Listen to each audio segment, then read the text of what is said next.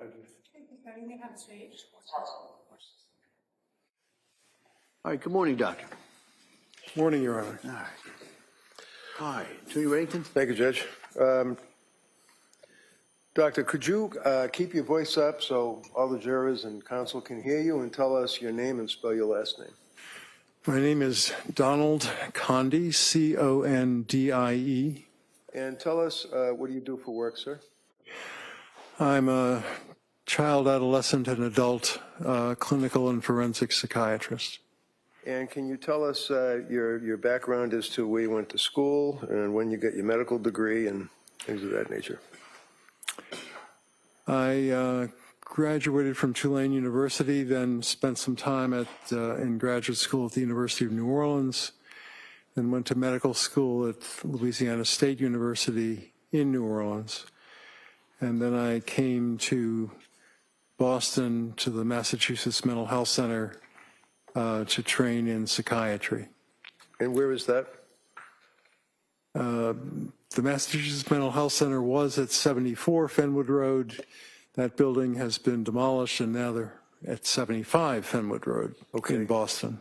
I was referring to more like, is that affiliated with any particular medical schools? Yes. What is it? Harvard. And what years were you working at the Mass Mental Health Center affiliated with Harvard? I started there after medical school. I graduated in 1982 from medical school, was an intern in 1982 to 83, and that was a Harvard-affiliated internship, and then residency was 83 to 85 for adult training, 2 years, then 85 to 87, which is 2 years of training for child and adolescent. Then I did a forensic fellowship, also at the Mass Mental Health Center. And during that year, I spent some time at Harvard Law School as a visiting fellow. And do you have, or did you have any board certifications that you can tell us about? I'm board certified in adult and child and adolescent psychiatry. Do you have a particular focus also on medications that are utilized in the course of psychiatry? Yes, I've spent a great deal of my career treating people in the state system with psychotic disorders and mood disorders. Tell us a little bit about that. Was there one particular period of time that you worked with literally more than 100 people that had serious psychotic disorders? Well, the Massachusetts Mental Health Center was a state inpatient facility. So we had many people with either no insurance or mass health insurance. Probably at least half of the patients at any given time would have had psychosis or a major depressive disorder. Have you, in the course of your career, following through on psychosis or major depressive disorder, had any focus or treatment on women that are either pregnant or have had little babies and they are looking for help in the postpartum period? Yes. Tell us about that. Well, starting in my residency, so in 1983, we had several patients at the Massachusetts Mental Health Center who were pregnant and were also sometimes afflicted with psychosis. We also had people who had delivered a child but were then hospitalized, sometimes with a psychotic depression or sometimes with simply suicidal ideation. And I've encountered that very frequently since then. I was for 14 years the chief medical officer of VinFen, which is a very large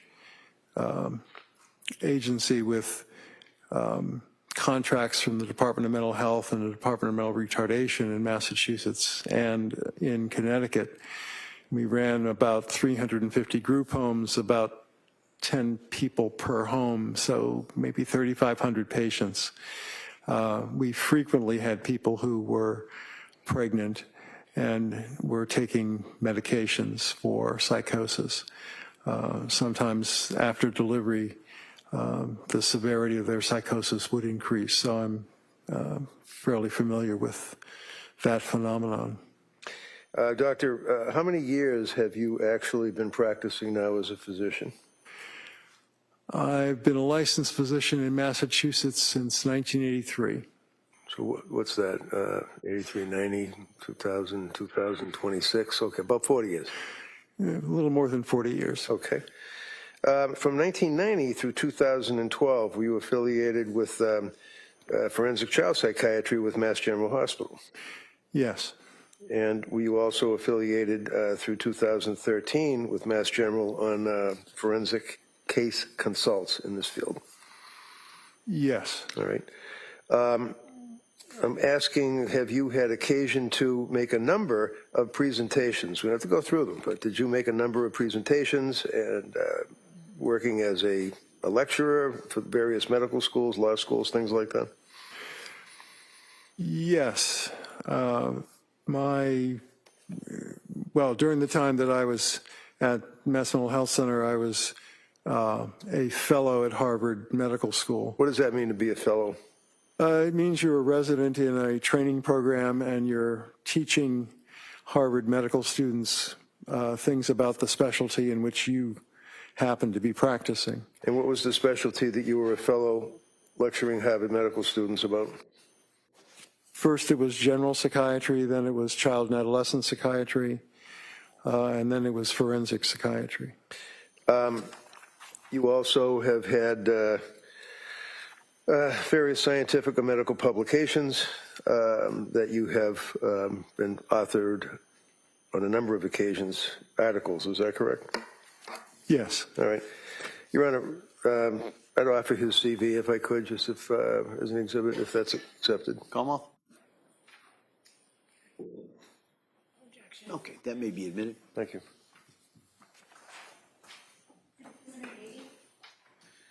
Now, doctor, if you can tell me, do you know, not necessarily personally, but do you know of Lindsay Clancy? I know about the case in general, but I don't know anyone personally. Now, you have never met her, is that correct? That's correct. You've never talked to her, right? Never have. You've never evaluated her for what's called criminal responsibility, is that correct? That's correct. I have not. I consulted with you for purposes of psychopharmacology and issues like that on this case, is that right?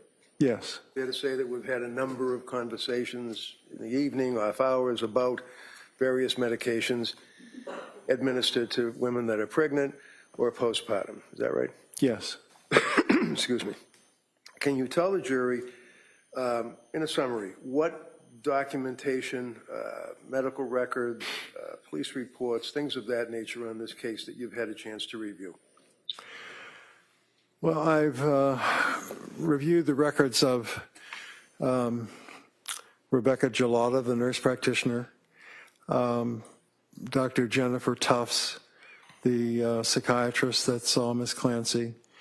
I've reviewed the Brigham and Women's Hospital records and the women and infants records. I've reviewed the McLean records.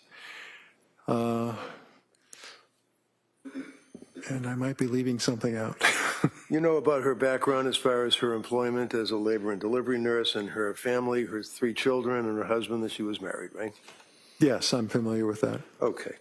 So if I could, Doctor, direct your attention to, let's say, the fall of 2022, end of September.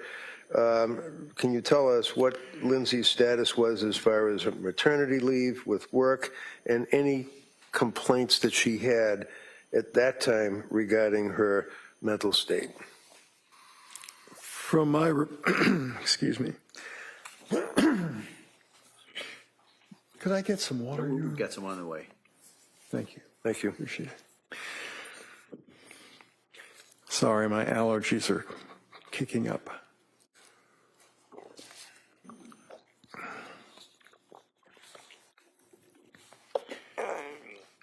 So from my review of the records, which would start with Dr. Tufts' records, my understanding is that Ms. Clancy was planning to go back to work as a labor and delivery nurse at Mass General. She worked, I believe, the 12 midnight to 12 a.m. shift. And she began to experience, as she had to some extent after her first 2 deliveries, some postpartum anxiety, and consulted Dr. Tufts at that time. Now, after she had her 3rd child, Callan, was she in, would you strike that? It's fair to say she was in treatment with Dr. Tufts as a treating physician? Yes. Okay. And looking at your affidavit, I believe in paragraph 9, did you determine from looking at the medical records as to the time frame that Lindsay treated with Dr. Tufts? Yes. And what was that?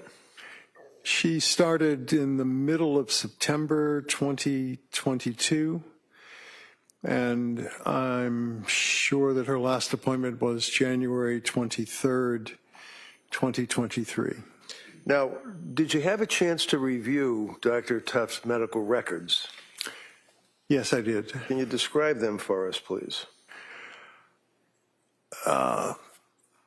They are somewhat sparse, and there are many check boxes in the records, but not a great deal of sentences that describe what was done during sessions. Were you aware that the sessions that Dr. Tufts conducted with Lindsay from September, the end of September, up through January 23rd were all televised on a computer? Yes, they were all video. Do you recall the medications that Dr. Tufts prescribed Lindsay? I believe the first medication she started was Zoloft, 25 milligrams. And what is that? Tell us what Zoloft is. What Zoloft effect does it have on a person? I'm sorry? What effect does that have on a person? Well, Zoloft is a selective serotonin reuptake inhibitor, which is a type of antidepressant that started being used around 1988, I believe. Prozac was the first one, Zoloft was the second. When it works to be helpful, it combats both anxiety and depressive symptoms that people might have. It also has, in some people, an effect of causing a feeling of jitteriness and increasing anxiety. So it's something that does have some potential side effects as well as beneficial effects. And when she was prescribed the original 25 milligrams of Zoloft, did she in fact take that, or did she defer on taking that? My recollection of the records is that she had it prescribed, picked it up, but did not take it for at least a couple of weeks because she did not wish to take medication. She was, I believe, still breastfeeding at that time. There are medications, and Zoloft would be one that would likely appear to some extent in the breast milk. Okay, so because she was worried about that, she held off on that, but ultimately did take the prescription from Dr. Tufts, is that right? The records indicate that she did eventually start taking the 25 milligrams. Sorry. Does it indicate when she started taking them after that little hiatus? To be exact, I'd have to look at the records, but I believe it was at the end of September. And was that dosage increased at some point? It increased from 25 milligrams to 50 milligrams. And what happened when Lindsay took the 50 milligrams of Zoloft prescribed by Dr. Tufts? The records indicate that she had a rather rapid series of difficulties, that she had insomnia for, I believe the records say 48 hours, couldn't sleep, It's something that would be called activation, that these medications can cause in some people who are more susceptible. Now, by mid-October, after she began taking the Zoloft, would you agree that the records indicate a week after starting the medication and increasing the dose, she reported in October to Dr. Tufts what you're relating is that she felt, how did she describe it to Dr. Tufts? If you could, I don't want to put words in your mouth. Well, she felt that she talked about being numb. She talked about not being herself. She talked about feeling worse, not better. Antidepressants usually take at least 2 to 3 and frequently 4 to 6 weeks to have useful effects, but sometimes side effects can happen very quickly. Did she also indicate, looking at your affidavit, that she was crying all day, she was experiencing mental fog, terrified to start something new, anxiety had gotten much worse? Did she tell that to Dr. Tufts at that time at the end of October? Yes, I do recall those things being in the record. All right, and following through again on your affidavit, was there further explanation from Lindsay's recitation of symptomology to Dr. Tufts? Did she further state about racing thoughts, paranoia? What did she say? Look at your report, look at your affidavit, if that helps you refresh your memory. I actually don't have the affidavit with me at the moment. I do have some of the records, but... Well, let me just approach you then and hand you your affidavit, paragraph 13, and see if that refreshes your memory. Thank you.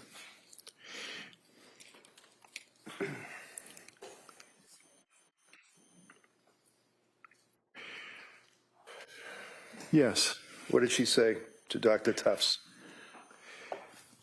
She reported, Dr. Tufts reported that Lindsay's psychiatric condition was generally deteriorating. That's a checkbox on one of the forms that her records. What did Lindsay say her symptoms were at that point? That she was having the racing thoughts, and that she was also feeling, as I said, not like herself, that her depression was worse than it had been. I believe that's also around the time that Dr. Tufts thought of trying a medication called Zolresso. Zolresso. Yes. And what is that? Is that you need that by way of injection? Yes, Zolresso is no longer marketed. It wasn't a particularly successful medication. It requires a 60-hour continuous IV infusion. In a hospital setting or in a medical setting? You have to be medically monitored. It doesn't necessarily need to be a hospital, but those are not necessarily things that can be done outside of a hospital. So she didn't do the Zolresso though, right? She did not. Okay. It also costs $34,000 just for the medication, not for the monitoring. Okay. What's the next thing that happened with Dr. Tufts and Lindsay Clancy, sir? Well, if I look at my affidavit, when she stopped taking the medication, the Zoloft, she now felt better, as she had felt before she took the Zoloft, but she was less anxious. What was the next medication? She was put on Benadryl and had some difficulty sleeping, but also was worried that night because her son was coughing, and she worried a great deal about the children's health. And that would be something that would also intrude on her sleep, worrying about her children? Yes. Okay. What other symptomology traveling through November into December did she relate to Dr. Tufts, according to your review of the medical records? Well, she talked about things like dizziness, feeling sedated in the morning when she woke up, if she got any sleep at all. And I think she used the term brain fog at times. These are sometimes symptoms that people who are experiencing postpartum depression frequently complain about. She continued to complain about anxiety. Well, it's not what they're complaining about, it's what they're living, right? It is a very unpleasant experience, yes. And continuing on through November, at some point did she leave or stop with Tufts and go to another healthcare provider by way of either emergency room initially and then another healthcare provider? Yes. Who was that? She started treatment with Rebecca Gelada, a nurse practitioner at South Shore perinatal program. Now, one of the things that was apparent that we, if you recall, I believe, that she also had initially been referred there by a friend of the family. Is that right? To that perinatal clinic? Yes, my understanding from the records is that Miss Clancy's mother-in-law was friendly with a nurse practitioner who practiced in the perinatal program, and I believe it actually started the perinatal program. Yes, and ultimately, or in the beginning, she was treated by a Julie Paul. Is that correct? Yes. Do you remember looking at the medical records and that on November 27th of 2022, nurse practitioner Julie Paul reported that Lindsay stated that she was disassociated, that she was not in touch with reality. Do you remember that? Yes. And what is that a symptomology? Is that a symptom of psychosis, to be disassociated and not in touch with reality? It certainly can be. Dissociation can mean that people feel like things around them are not real. Right, and that's a pretty serious feeling to have, right? It is. And that's pretty common, unfortunately, with women that have postpartum psychosis, right?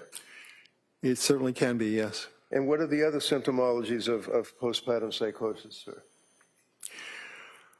Well, psychosis in general just means a lack of understanding of what's real as opposed to what is not. So a person with psychosis can have delusions, which are fixed false beliefs. They could believe that, for example, they have been told by God to do something. Okay. They can also have hallucinations at times. What kind of hallucinations? Most people have auditory hallucinations, not visual hallucinations. Hearing. Is that correct? Auditory is hearing, right? Yes. Okay, as opposed to what? As opposed to visual hallucinations? Visual. And in the course of reviewing the medical records, did you see that, in fact, that Lindsay had auditory, no visual hallucinations, but auditory voices? At times, she reported that she had heard a voice, yes. Okay. Do you recall that as the time went by that she, in December, do you remember seeing in the medical records that she was relating that she was heavy, that she couldn't get out of bed, that she couldn't bathe, that she couldn't react, she couldn't love, she couldn't feel? Do you remember any of that from looking at the medical records? Yes, those are all phrases that I recall from the medical records. They were all coming from her, right? Yes. To the doctors. Yes. That would be Dr. Tufts and then Dr. Gelada. Is that right? Nurse Gelada. Sorry, nurse practitioner Gelada. Do you recall, sir, that nurse practitioner Gelada prescribed additional medications to Lindsay during that period of time from November through December? Yes. Can you tell us what they were? I'd have to look to be sure, but I believe she continued the Benadryl at times. And there was some talk about the use of Buspar, but I believe that was Dr. Tufts. About the what? I'm sorry? I said it, I'm sorry? What was the word you just used? Sorry, Buspar, which is the brand name for Buspirone, which is an anti-anxiety medication. Right. How about Remeron? Was there ever a prescription for Remeron? Remeron is a different kind of antidepressant, which helps people sleep a little bit and also sometimes helps their appetite. Yes, that was another, The answer is yes, she was prescribed Remeron, yes, she was. and that's an antidepressant? It is. Is that mocking or similar to, but not exactly the same as the selective serotonin reuptake inhibitor, Zoloft, Prozac, things of that nature, right? It's similar in the sense that it has an antidepressant effect. It has some effect on serotonin. It has some effect on the adrenergic system as well. What? The adrenergic system. Adrenaline is a neurotransmitter. It's also a hormone that circulates if you are suddenly scared or something like that. You get a surge of adrenaline. So if you were in a near-miss car accident, you might find yourself shaking because adrenaline will flood into your system from the adrenal glands. But it's also a neurotransmitter, and mirtazapine has some effect on that. And you said mirtazapine, is that the same as Remeron? Yes, Okay, sorry. so it's two different names, generic and not generic. Mirtazapine is the generic name, and I was taught to use generic names, but Okay. yes, Remeron is. Around this time, Lindsay has been prescribed the Prozac, she had been prescribed the Remeron, she had been prescribed the Benadryl, she had been prescribed other medications very similar to the SSRIs. Is that correct? Yes. All right, and does the selective serotonin reuptake inhibitor, that's fancy word, what does it mean? Isn't that serotonin in your brain? Doesn't it block or in some fashion affect your brain? It's a little complicated to explain, but Let's explain serotonin. it. Tell the jury what serotonin means and what happens when you take an SSRI, please. Okay, serotonin in this sense is a neurotransmitter. The brain is a relatively complicated place. It has about 86 billion nerve cells. They've got thousands of connections to each other, but they're not like the wires in your house where you put two pieces of wire together, twist the copper, and then put a nut on that. Nerves don't touch. They go close to each other, but there's a space between them, and that's called the synaptic cleft. One nerve secretes a neurotransmitter into the synaptic cleft, and it moves over to the next nerve in line where there's a receptor.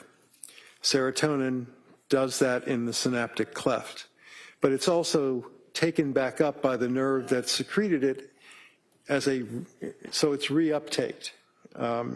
So a selective serotonin reuptake inhibitor slows down the reuptake of serotonin, prolonging its activity in the synaptic cleft, which causes the next nerve in line to be activated. I'm sorry that it's so complicated. So that's what serotonin is doing, and that's what a reuptake When a woman inhibitor is does. pregnant or has just had a baby, can you tell me what effect, for example, hormones have when a person has a baby? I know we're two guys, but I mean, do you know what happens when a woman has a baby? I've been at quite a few deliveries, yes. Okay. The fact is that many hormones increase. So progesterone is a hormone that many people have heard of. It's a component of birth control pills because it promotes gestation. So progesterone in a birth control pill fools the body into thinking it's pregnant, which means it doesn't, the woman doesn't produce eggs that could be fertilized, and that's the way the birth control pill works, or some of them do. Progesterone goes down very quickly after birth, as do many other hormones that are going up and then down after birth. So if the hormones go up, and if there's an overload, if you will, might be the wrong word, of hormones, what effect does that have on the human body? What effect does that have on a woman who's just had a baby? Well, it's quite complicated. Just tell us basically what your feeling is. If they want to get into it, they can ask. But what effect does it have on a woman that has a baby? Well, one of the other hormones that goes up is prolactin. So after the woman gives birth, prolactin promotes lactation, and it's a hormone that increases so that the mother can then breastfeed. These hormones are also seen in all mammals that feed their young through producing milk. So it's a very common mammalian thing to do. But other kinds of things can happen Excuse me, to did you say males or mammals? mammals. Okay, because mammals don't breastfeed, right? I'm sure they don't, yes. Okay, so as far as the hormone, again, I would ask, when a woman has a baby and the placenta, I think I pronounced that right, is, through the birth, all of a sudden, what happens? It stops that massive influx of hormones, or it increases that influx of hormones? Well, some hormones go up, like prolactin, and some hormones go down very quickly. What effect does that have in your experience and your education and your research on women that have a baby? What effect does that have on them? Well, many women experience postpartum blues. What is postpartum blues? It's a feeling of, Thing. I'm sorry? Sounds like a 50s thing. What's postpartum blues? It's a feeling of low energy and being sad, not as serious or usually as long as postpartum depression. What is postpartum depression? Is that the next level? It's a more serious condition where the woman may feel that she can't connect to the baby, that she feels isolated, she has no energy, she may also have insomnia.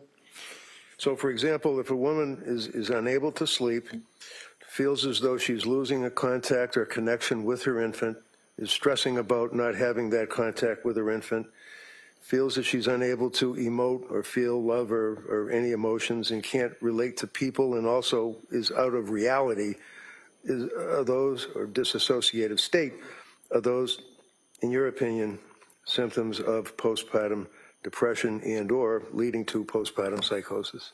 Yes, they are. And Lindsay had those symptoms, didn't she? She reported all those symptoms, yes. Doctor, when a doctor like Tufts is meeting with a person and checking the boxes, can that doctor give a blood test to the patient? Certainly. Is that important in your opinion, that a doctor give a patient, especially a woman who's coming to them for help with these symptoms, give them a blood test? Yes.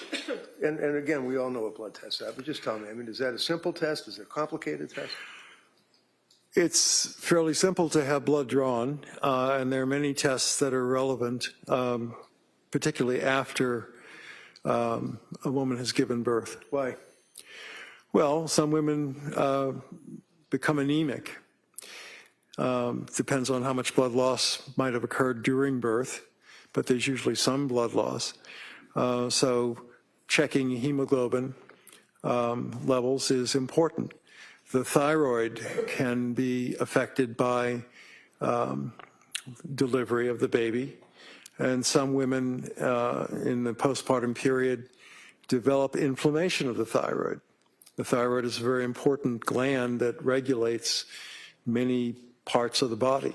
Is that why many times when a competent psychiatrist is treating a patient that is postpartum after having a baby, that they might run, and I may be wrong saying it, but a thyroid test? They would do most commonly two different kinds of thyroid tests. They would test for thyroid stimulating hormone, which goes up when the thyroid hormones that also can be tested for actually go down. So thyroid stimulating hormone is telling the body, make more thyroid hormone because it's not enough in the circulation. Did Tufts ever use a blood test at all in her treatment? No, she did not. Did Tufts ever check the thyroid levels of Lindsay Clancy at all during her treatment? No, she did not. How about Gelada? Did they test any of those things? No, Nurse Gelada did not do blood testing either. Now, you've made reference, sir, to postpartum depression, postpartum psychosis. You're familiar with the DSM, or what is referred to as DSM? 5TR? Diagnostic Statistical Manual on Mental Disorders. 5, you said TR, that would be right there, meaning text revision? Correct. All right. And I'm approaching you with this and asking, you see that section there? Yes. And what is that section? The bipolar and related disorder section? What is bipolar disorder? What does that mean? Bipolar is the newer name for what used to be called manic depressive illness. It describes an illness where people's moods go up, which is the manic phase, and then go down, which is the depressed phase. There are different categories of bipolar disorder. Bipolar 1 is the most serious. Bipolar 2 disorder also has similar fluctuations of mood, but in both cases of bipolar disorder, most people spend more time being depressed than they do being manic. Now, just tell me, what does manic mean? What does that actually mean? They feel usually euphoric, that they don't have, They're up? you're really up. Okay. You're extremely optimistic. You might spend a lot of money foolishly, but you wouldn't worry about that because certainly you're going to win the lottery. You can just feel it. So there can be psychotic thoughts along with bipolar mania, unreasonable expectations. Like I said, that you're destined to win the lottery, or in serious cases, you can believe that God is speaking to you and has appointed you to do some special thing in life. How about excessive cleaning and, let's say, divesting oneself of personal property, cleaning garages, things of that nature? There was talk in the records of an episode where Miss Clancy and her husband cleaned out the garage, but it was difficult to tell from the records whether or not that represented what we would call a hypomanic episode. Exercise. Was there a lot of references to exercise? There were a lot of references to exercise, and exercise can be a very useful thing. Sure, that's one of the things that a woman postpartum may very well be prescribed to do by a doctor or a nurse practitioner like Gillotta, right? I believe that nurse practitioner Julie Paul recommended a long run at one point. So there's nothing wrong with a woman going to, let's say, Kingsbury or whatever it is, or taking her kids to the local gym with a swimming pool and trying to get some exercise in the postpartum stage. That doesn't, that's something you wouldn't hold against her, right? No. Okay. Now, how about, are you aware that within a very short period of time after she had baby Callan, that she actually ran a road race? Yes. Is that indicative of a person that's kind of ramped up and doing these things you're talking about? It's unusual to decide to run so soon after delivering a baby. I believe that she ran on the day that she might have delivered her last child, Callan. That's correct. So during the month of December, in your review of the records, would you agree that her symptoms that she has related to the doctors that were there to help her, they basically increased, did they not? I'm sorry, I couldn't They quite increased. hear. Yes. And are you aware that then she went somewhere voluntarily in December?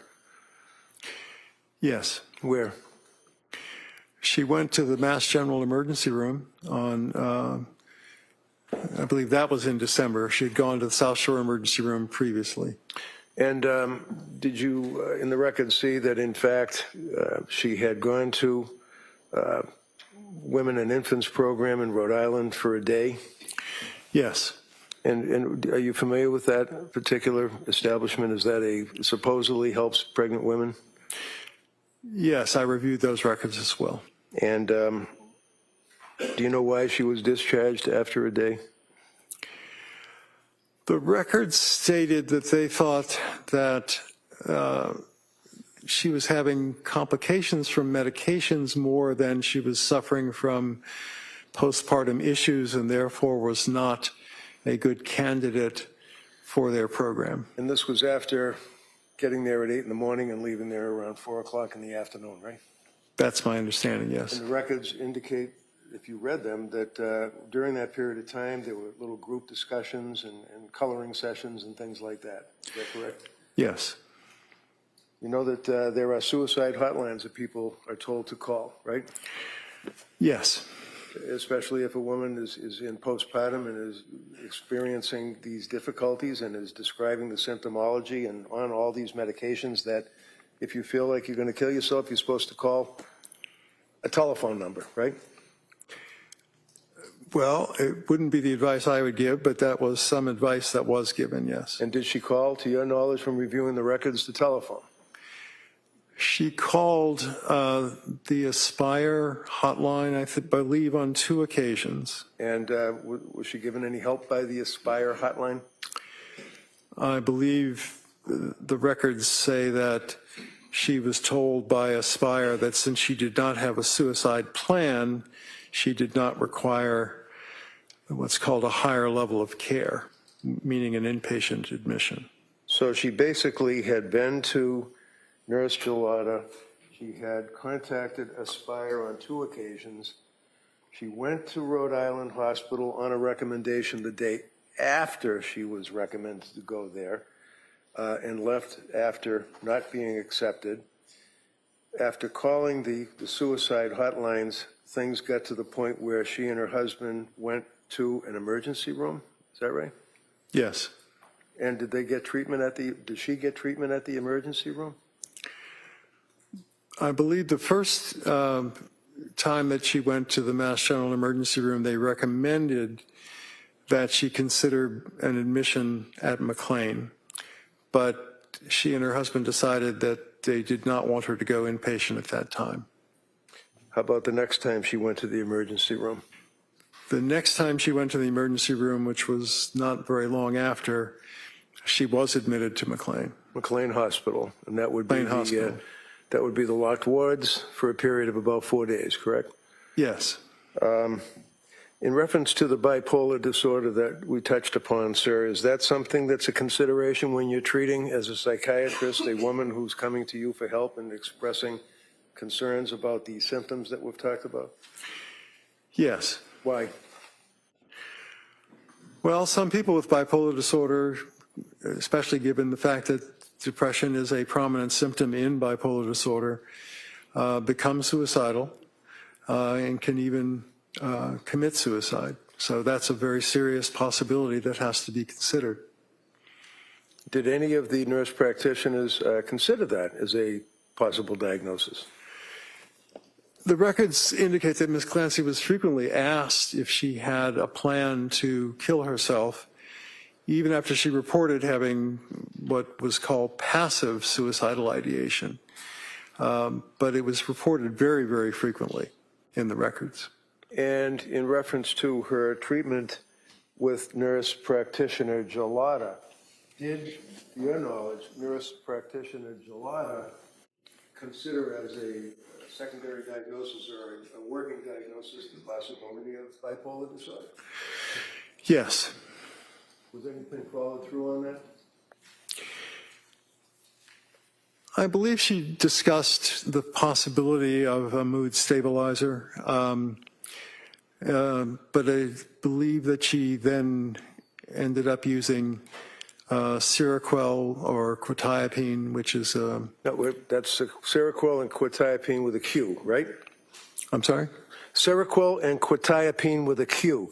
Quetiapine with a Q, yes. Using the 2 words again. I just want to make sure it's clear. Seroquel is the brand name. Quetiapine is the generic name. All right. And did she, meaning Lindsay, to your knowledge in the medical records dealing with these providers, complain about the effect that Seroquel had on her? Yes. And what did she say? What were the symptoms, or what did she feel? Well, she often felt spacey, as if she was not her normal self. She felt, it's fairly commonly reported that she felt hungover in the morning because these medicines, that particular medicine does make people somewhat sleepy. I believe the beginning doses were described as a sleeping dose, which is a very low dose of the medication that does, in fact, help sleep to some extent. Was the Seroquel ultimately increased to 400 milligrams a day, 200 milligrams a day? Do you recall that? Yes, it started at 25, and It was bumped up pretty significantly, wasn't it? yes, 400 is a lot more than 25. And she was complaining about the effect of the Seroquel, is that correct? She was. And she was complaining about the fact that she couldn't sleep. All those symptoms that we went through continued on through the month of December. After McLean, she went there for the New Year's period. I know, I'm almost there. She went to the McLean for treatment and still complained of these symptoms. Is that correct? Yes. Did the symptoms ever resolve themselves for Lindsay in January, if you know? There were times when she appeared to be a little less distressed, but the symptoms were never completely resolved, no. And did you know that she went to see Dr. Jennifer Tufts in January 9th and that she was prescribed diazepam? Yes. And then on the 12th, she was prescribed trazodone, 150 milligrams by Dr. Tufts. Yes. January 16th, 2 milligrams of diazepam by Dr. Tufts. January 16th, the same day, 10 milligrams of amitriptyline by Dr. Tufts. Yes. What is amitriptyline? Amitriptyline is one of the older types of antidepressants. It's what's called a tricyclic antidepressant. It has more side effects, but one of the useful side effects in some cases is that it makes people sleepy. Did it help her sleep? Not really. Now, in reference to the DSM, out of that revision, and you'd agree with me that they have DSM-1, DSM-2, revised, rebooted, reconsidered, DSM-3, all the way up to DSM-5, text revision, right? Correct. And consisting of over 1,000 pages, right? Yes. Is this like considered, some people say, the Bible of psychiatry, or is it like a cookbook? I would call it a dictionary. It's a list of definitions. If I looked under P in this dictionary, would it contain anything about postpartum psychosis for a woman? There is one mention on page 148. That's it. That's it. The rest of the world, they don't care about the DSM. They have some other Yes. information, right? What is that called? The World Health Organization publishes something called the International Classification of Disease, which is now in its 11th edition. It lists postpartum psychosis as a separate entity. And that's the one that insurance companies use for billing purposes. Right, not this. Correct.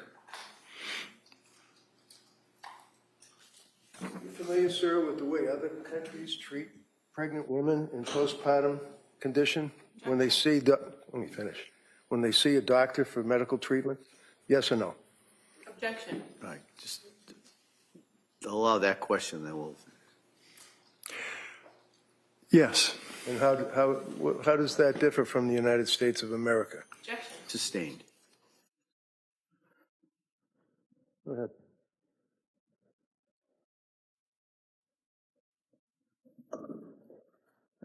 Como?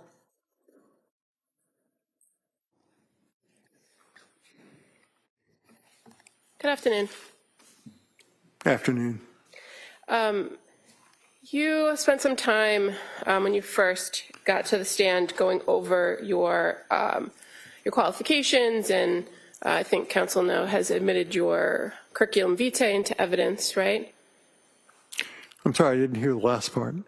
Your curriculum vitae Yes. is you went through that with counsel. You recall that? Yes. And fair to say, the majority of the entries in your experience and your presentations and your teaching and fellowships, most of which revolve around child and adolescent psychiatry, correct? I wouldn't say the majority. Well, where in your CV does it say that you worked with postpartum women? It doesn't say that specifically. Okay, so your testimony is that back in 1983 when you were at the, was it the Massachusetts, sorry, Mental Health Center, you worked with the postpartum women, is that correct? There were patients who had either were pregnant while they were there or delivered and were hospitalized after that, yes. Okay. And your involvement in this case with counsel, with defense counsel, wasn't directly that he reached out to you, was it? It was that you had provided some information as it pertains to a civil lawsuit that's pending. That's correct. Okay. And so this affidavit that counsel's been referring to that you drafted, you've revised it for these proceedings, but fair to say you went through a series of records that didn't include anything related to this criminal case, meaning no police reports, interviews, photos from the scene. Is that fair to say? No police reports, no photos from the scene. So the majority of what you reviewed pertained to medical records, right? Yes. And in fact, you cite to in your affidavit a New Yorker article for facts. Yes. That's where you got most of your facts, is from a New Yorker article. No, I also spoke to Mr. Clancy. You spoke to Mr. Clancy? Yes. Is that in your affidavit? Well, you have it before you. Can you point to a paragraph where you indicate that you got a report directly from Mr. Clancy? I don't know if it's in the affidavit, Okay. but I did interview Mr. Clancy for 90 to 100 minutes. Now, in relation to kind of going through the medical treatment, you indicate that the defendant reported that she was hesitant about taking medications. Do you recall that in paragraph 11? Yes. But you're aware that she sought out a psychiatrist, not a therapist, not a psychotherapist or a psychologist. She sought out a psychiatrist as her first contact in the postpartum period, correct? Correct. And psychiatrists presumably prescribe medications and don't necessarily offer psychotherapy, do they? Well, all psychiatrists are trained to do psychotherapy to some extent at least. But yes, they can also prescribe medication. And through the records, you learned that the defendant did have reactions to low dose of Zoloft. And your testimony is that a blood test would have helped. Is that your testimony? Yes. So a blood test that's about 4 or 5 months postpartum, how is that going to help prescribers? Well, the blood test I was thinking of was you could do a level of the antidepressant in her blood, and that would tell you whether it was average, expected given the dose, or too high or too low. And that would yield results if a person's only been taking medication for less than a week? Yes. But you indicate that over a period of 4 to 6 weeks is when you would expect to see a medication start to take effect, correct? It sometimes takes that long, yes. Now, you also spoke a little bit about Zulresso. You're aware from reviewing the records of Jennifer Tufts that she researched Zulresso and spoke about Zulresso, but never made a recommendation to the defendant that she do that injection. Yes. You also describe that by November 21st, that the defendant was experiencing suggesting symptoms of mania, like racing thoughts. But in fact, the criteria is not just racing thoughts, it's racing thoughts, pressured speech, correct? There are a number of criteria that are listed, but racing thoughts is one of them, yes. Okay. And you also list, or you identify in your affidavit, extreme insomnia, but for mania, it's not just insomnia, it's that there's insomnia with a decreased need for sleep, correct? it can be decreased feeling that you need to sleep even if you didn't sleep for several days, but it's also true that some people feel very tired. It's not just one or the other. You're aware that the defendant denied a decreased need for sleep around that time period in November from the records, aren't you? In that period, yes. You also indicated that in reviewing records pertaining to, I think you noted Jennifer Tufts, that her notes were a series of the record was a series of check boxes, right? That was your testimony? There are a few sentences, but they are mostly check boxes, yes. And fair to say, the way in which those notes are created, there are several areas in which notes are placed at different points in those records. There are notes at certain places, yes. And those notes are reflective of statements that the defendant was making about her mood and how she was feeling and symptoms, correct? Yes. Those are all important things for a treating psychiatrist to consider when they're considering a patient's overall presentation. Is that fair to say? Yes, fair to say.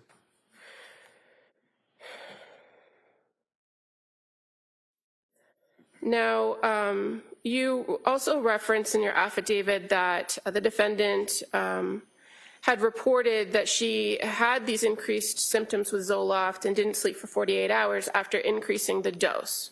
Remember that in the record? Yes, from 25 to 50. And you didn't review any police reports to identify that there were only 7 pills missing from that bottle of sertraline, did you? I did not review a police report, no.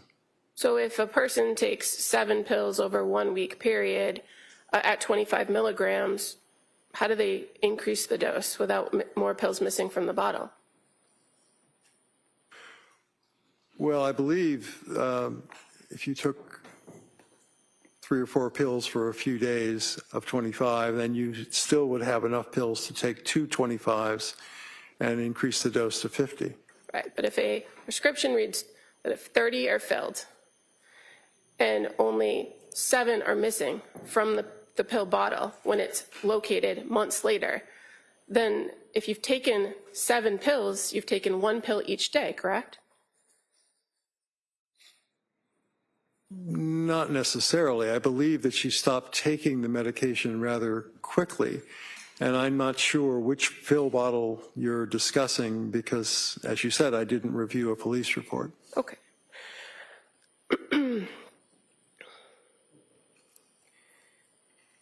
Now, you're aware that on December 15th, that the defendant and her husband reported that she was having persistent intrusive thoughts that day, correct? Yes. And that's the day she first presented to Mass General Hospital. Yes. And you're aware that Mass General Hospital is directly affiliated with McLean Hospital, right?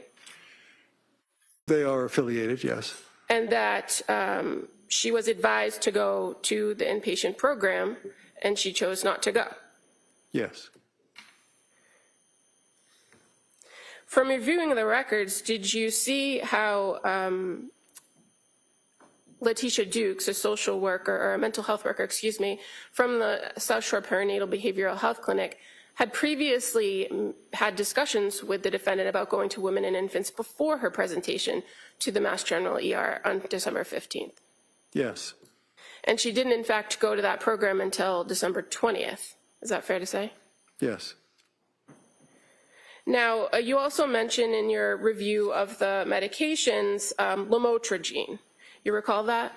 Yes. And that was a medication that was prescribed to the defendant in December of 2022, correct? Correct. You're aware that she never took lamotrigine? I believe that's what she said, yes.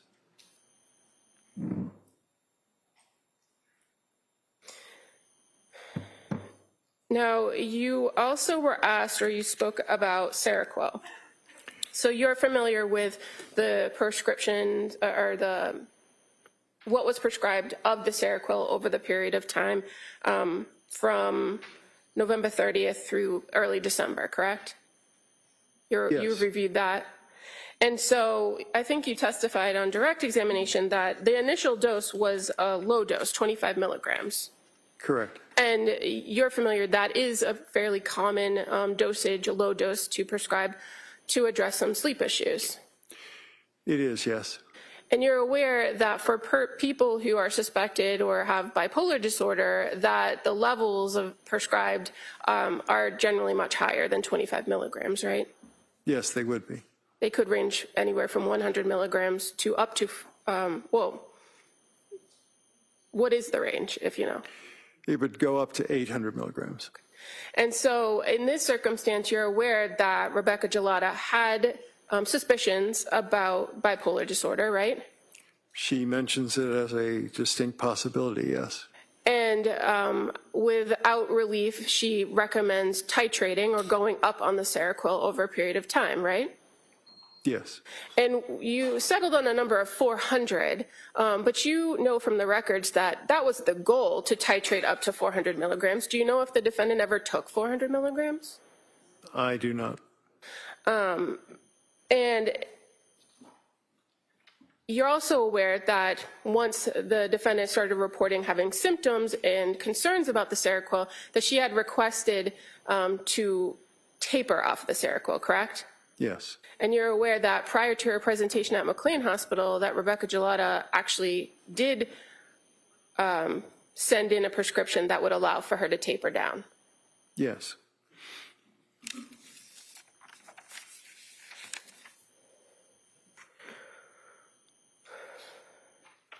And when the defendant was admitted to McLean Hospital on January 1st, she was already on a taper plan, meaning she had gone back down to approximately 100 milligrams per night.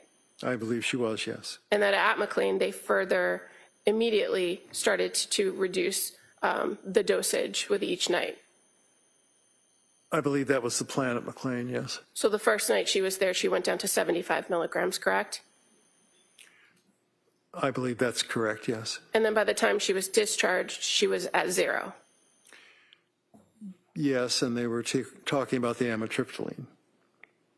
Well, did she leave McLean Hospital with a prescription for amitriptyline? I don't know if she left with a prescription, but it was discussed in the records that they recommended that. And as of January 12th of 2023, you're aware that the only active prescriptions for the defendant were for amitriptyline, right? Yes. And Valium as needed and trazodone. That sounds correct, yes.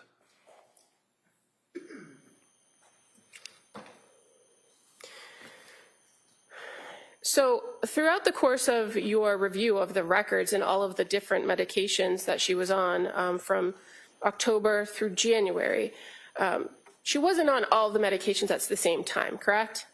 No, not at the same time. And it's fair to say she was only on maybe 3 medications at one time. 3, there might have been 4 at one point, but yes.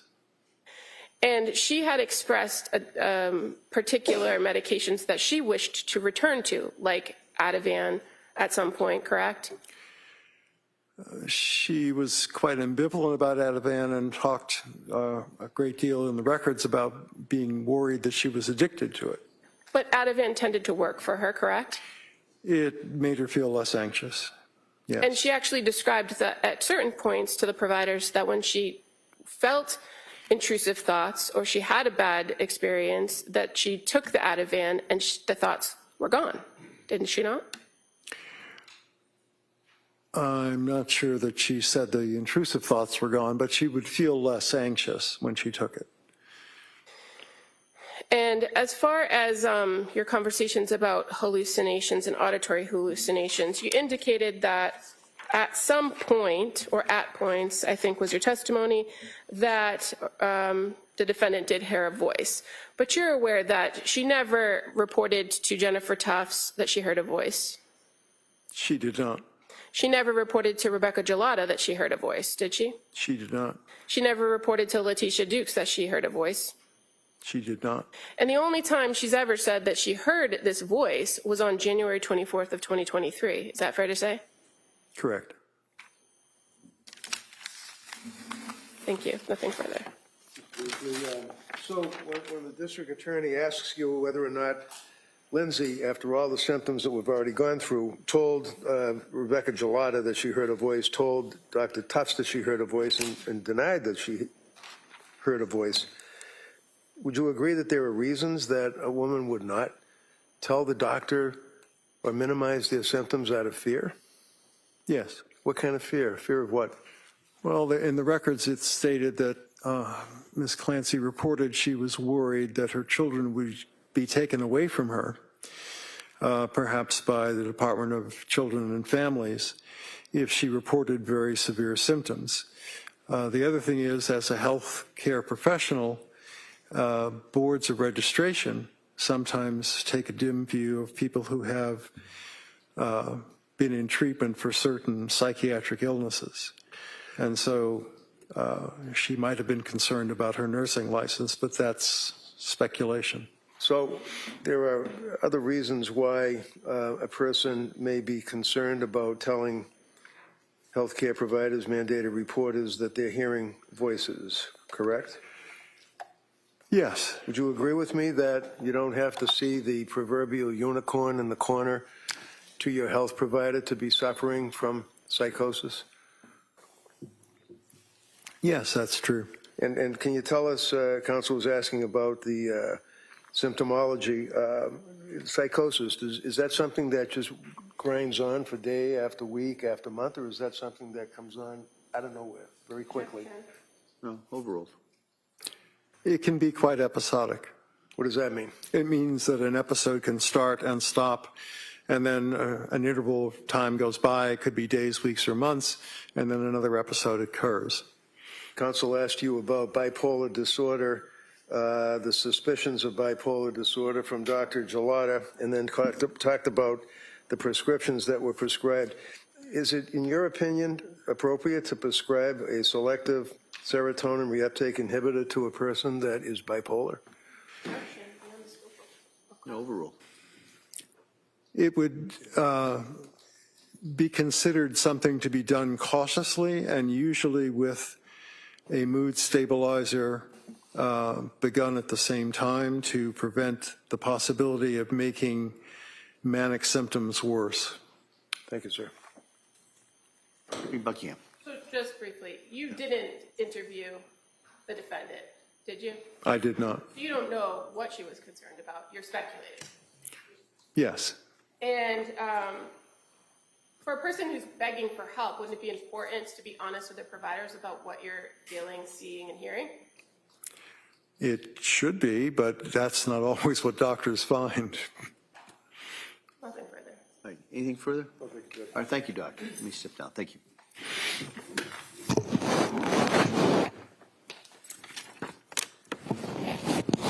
Could I see a sidebar in scheduling?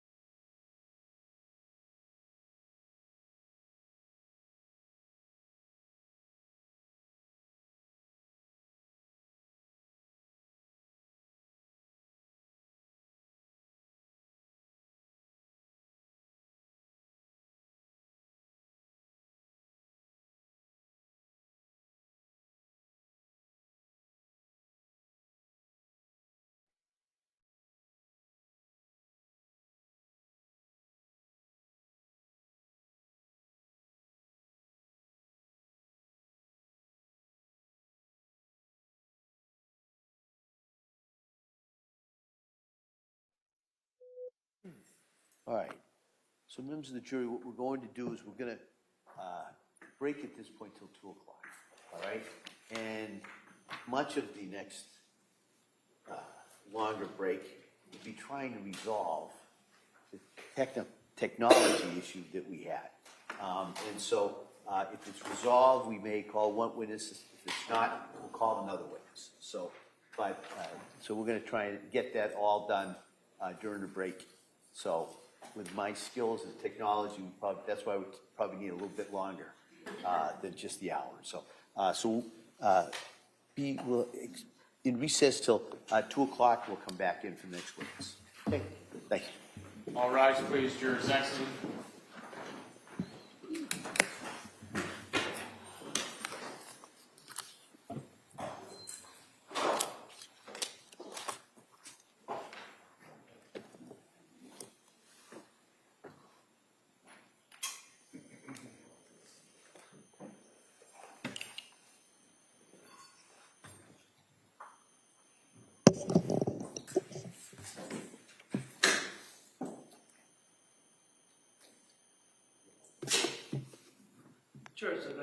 All right, so, Council, anything we need to discuss before the break?